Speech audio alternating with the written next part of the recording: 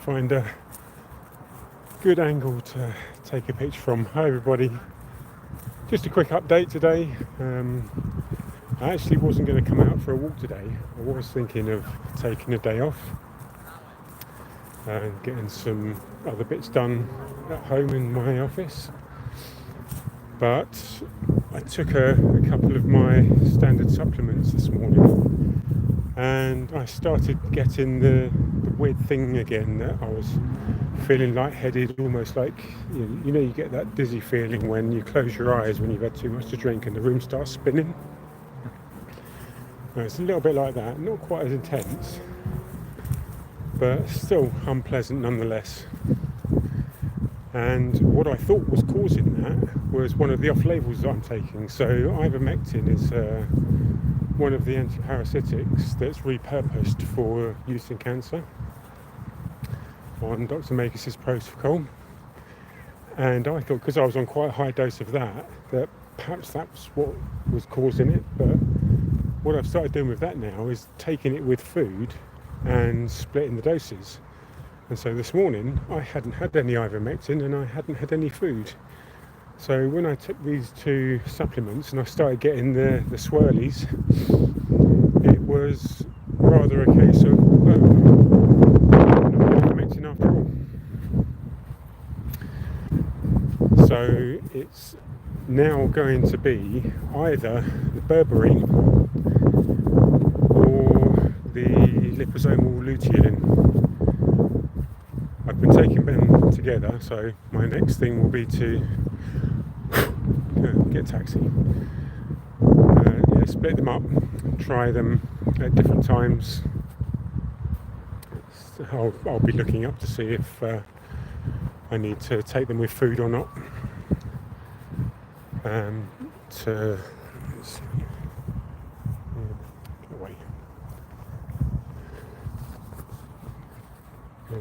Just to see what options I've got with taking them that's going to hopefully not change their efficacy when I take them. So they're still going to do everything that they need to do, but clearly it's one of those two or both together. If it's both together, I can just split them up morning and afternoon without food. But if it is them being together, that's a fairly easy fix. But if it's one or the other, then I'll know hopefully in the next day or two. Hi there, Magnus, how you doing? Sorry I didn't see you pop up down there. I was in a world of my own, but hi to you too. Just talking about, I wasn't coming out today because I've got a few things to do, but when I took my luteolin and berberine, I started getting my funny swirly head, so it's actually not the ivermectin after all. So that is which is good on the one hand, because I didn't want it to be the ivermectin, but then I didn't want to have side effects from anything really, if I'm honest. So that's kind of good that I've managed to narrow it down to one of two, but neither of them are they're off labels in some respects because I'm using them for their anti-cancer properties, but just taking them on their own, they wouldn't cause you any problems or side effects, so that's quite good. I'll see a few more people coming on. Say hi, I'll give you a shout out.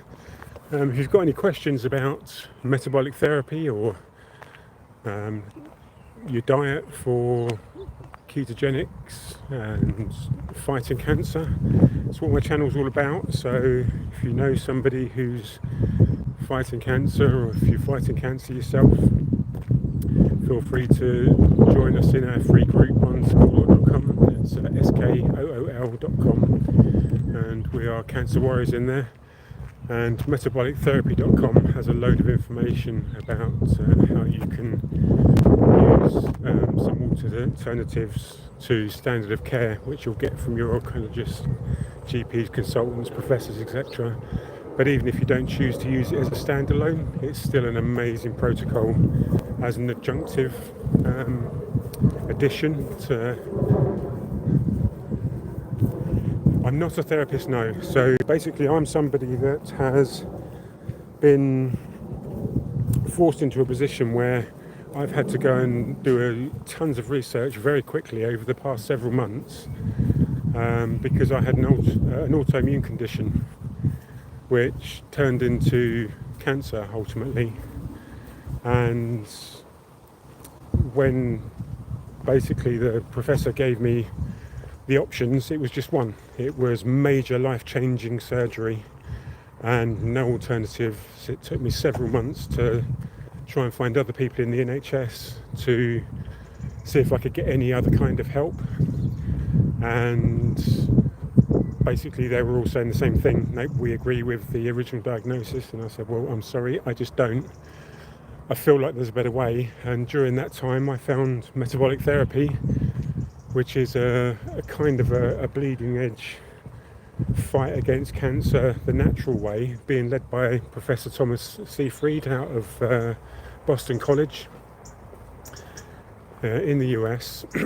And he has basically figured out a way how to starve cancer of its two main fuel sources and essentially attack the cancer with various levels of oxidative stress. And so that's essentially what I'm trying to do. But it's also something that, whilst it's well understood, it's not massively tested. And one of the reasons for that is that Big Pharma won't get involved because they can't make any money out of it. The drugs that we can use to starve the cancer, to attack the cancer, inhibit the glutamine. Thank you very much. There's a nice chap holding up a line of traffic for me. So these drugs, I mean, the Don is expensive and it's hard to get hold of, but there are others out there, and many of them are quite cheap, and so there's really nothing in it for the drug companies to test out, because even if they find a cure for cancer using this methodology, they can't make any money out of it because half of the drugs are already in existence. You just have to repurpose them for something other than what they were originally designed for. And we are finding a lot of those, and I say we, it's like, I'm not a scientist, but I am looking up all of their work and finding out what works for me. So I found like 8 supplements that are specifically helpful for colorectal cancer, which is what I have, and there are many others that are good for other types of cancer. So whether you've got cervical cancer, breast cancer. Hi Lillian, how you doing? How you doing? No matter what type of cancer you've got, the idea of just being able to change your diet to starve the cancer and then attack it with other oxidative stresses, and the one I've chosen is the ivermectin, mebendazole, fenbendazole trio, which are the off-labels, which are ultimately antiparasitics. And you might be given one of those to treat your dogs for worms. That's one of the purposes that one of them was originally created for. But it also fights cancer, and it seems to do it very, very well. Dr. Casey Peevler is currently doing a series on his YouTube channel about how and why it works, and it's a really interesting series. So if you've got cancer or know somebody who has cancer and you've heard about ivermectin, fenbendazole, mebendazole, and you're wondering if they work, how they work, why they work, then Dr. Casey Peevler on YouTube is the man to look up, because he talks all about it in his videos, and he gets the scientific reports, gets them off the NIH, he gets the diagrams, and then he talks through with them and explains exactly what's going on and why they work.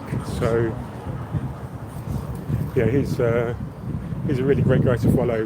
We'll possibly be reaching out to him in the not too distant future to see if he's interested in doing an interview on our podcast. Since we had Professor Seyfried on the other week, maybe others with the some medical backgrounds as well may also becoming interested in coming onto our podcast and sharing their knowledge.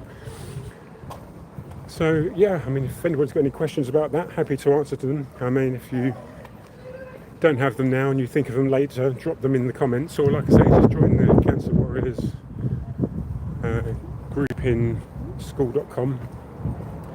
I've got the link everywhere. I post the links for school.com. If you find metabolictherapy.com, just scroll down to the bottom of the page on there. The link's down the bottom there too. But if you've got questions, if you want to talk to somebody, if you're worried about cancer, worried about what you can do, if you want to talk about what your oncologist has told you, you can come and join our group completely for free. Let us know what your problems are, and we'll all jump in and try and help as best we can. So we're not medical professionals, but we do have access to a lot of AI tools, and we're pretty handy at using them. So a lot of our research that went into creating metabolictherapy.com is backed with knowledge, science, and conclusions from deep dives on AIs. So it's still really good information, and it will save you a lot of time trying to figure all this stuff out by yourself. Well, I'm at my latest office. I'm just about to go into Costa. I've got my laptop with me, so if you do have any questions, I will see them. I'll be doing a bit of work in there.